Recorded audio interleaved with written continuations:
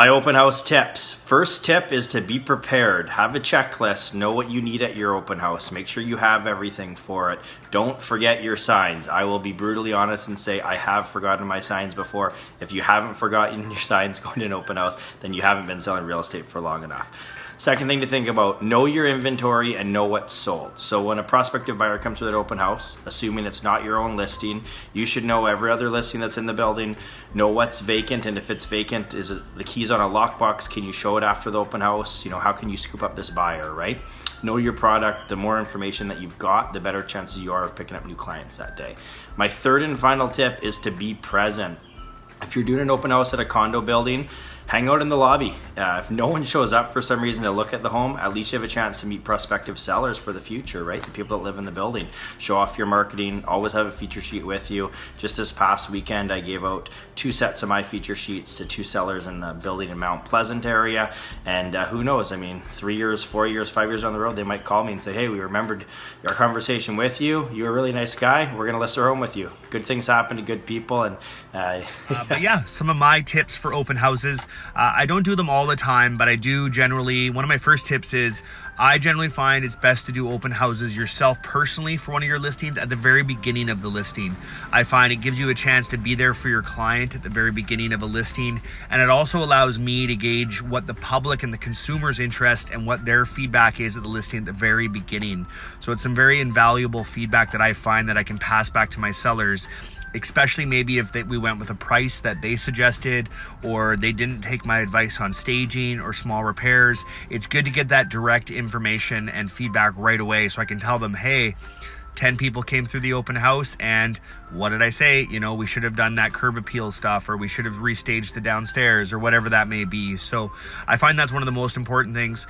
But in preparation for open houses, I say one of the most important things is know your stats, know your neighborhood stats, know your recent comparables, know what the trends are for that neighborhood. Especially for us in BC with the No More Dual Agency, we have to be very, very careful when we host an open house on one of our own listings. So I can only give factual information, but that includes factual information of stats on the local area. So for me, we have the HPI, the Home Price Index in Victoria.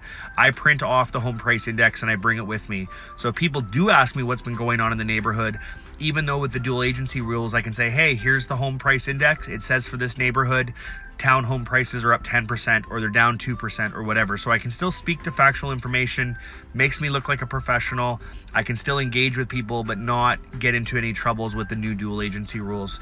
But in general, know your stats, especially if you're there, especially if you're an agent working an open house for someone else and you are there maybe to pick up a few clients. Know your stats, know the 2 or 3 most closest comparable sales. That's what's going to make you look like a neighborhood expert, and that's what maybe a new buyer might decide to work with you on because you knew those stats, you had them memorized, and you know what's going on. A tip for promotion of open houses. What we like to do a lot of times is, and some of you guys have maybe seen it, we actually do, especially if we're doing a lead up to a new listing, the day that we list the property or day after, especially before the weekend of open houses, we do what's a Facebook Live video tour. So we call it kind of our virtual open house that we like to do. So Facebook Live has a lot of great algorithms to it. It boosts you up in the rankings. We generally do a small boosted post with that as well.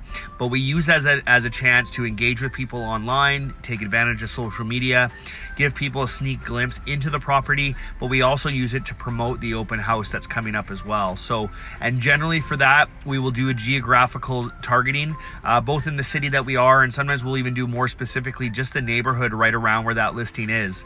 So a lot of people historically have door knocked and told people there's an open house coming up. I still think that's great.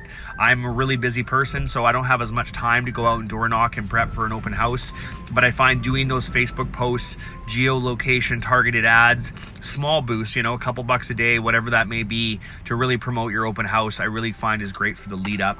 And then the biggest thing is just follow up, right? So if you meet people at the open house or agents, other agents who have come through and brought their clients through, follow up with them. Your clients want to get that valuable feedback, so follow up is so important. So those are my tips for now. If you guys have any other questions or need any other information, I'm always happy to share. Hello, fellow young leaders. I'm Amber Trihill, your Manitoba ambassador, and I'm here to share some tips and tricks and helpful hints on running a successful open house. So the first thing I would say is advertise, advertise, advertise. It's so important to get people to your open house.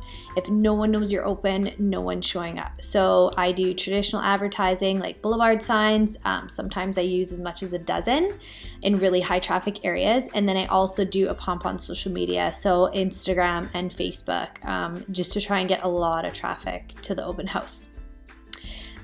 Secondly, once you have people there, you want to be an area expert. So if I'm appealing to a family, then I'm going to know my school catchment areas. I'm going to know how far we are away from local parks, because these are questions that they'll most likely ask. Whereas if I'm appealing to a first-time buyer or a young professional, I'm going to know where the restaurants are, access to transit, any type of nightlife that's in the area, because those are probably things that are going to appeal to that type of buyer. Third thing is, I would say, is like track who comes through. You know what, open houses are a really great lead source for me. Some agents kind of have their niche. I'm always better one-on-one, face-to-face. So track your people, track your leads. It's also great to be able to share with your sellers how many people went through and what the feedback was. And just one final note, if you're not into open housing, just don't do it. I mean, it's not a good use of your time to sit there for an hour and a half or 2 hours, basically just to open doors. It's also not really fair to your clients to, be out of the house for that period of time and to have the home, show home ready. It's just not the best use of time for anyone. So if you're not into it, don't do it. Anyways, hope that helps. Happy open housing! Good afternoon, Young Leaders Network. Ryan Bamford here. Today, I just wanted to hop on here and give you a couple tips that I've learned through selling real estate at open houses over the years. First off is that preparation in our industry is key, and this also applies to open houses. So when you are looking at what open house that you're going to do, pick one that is ready to show and that is priced accordingly to where the market is. That this is the first impression that a potential buyer is going to have of yourself and also of the property. So make it the right one. Number two, is it advertised?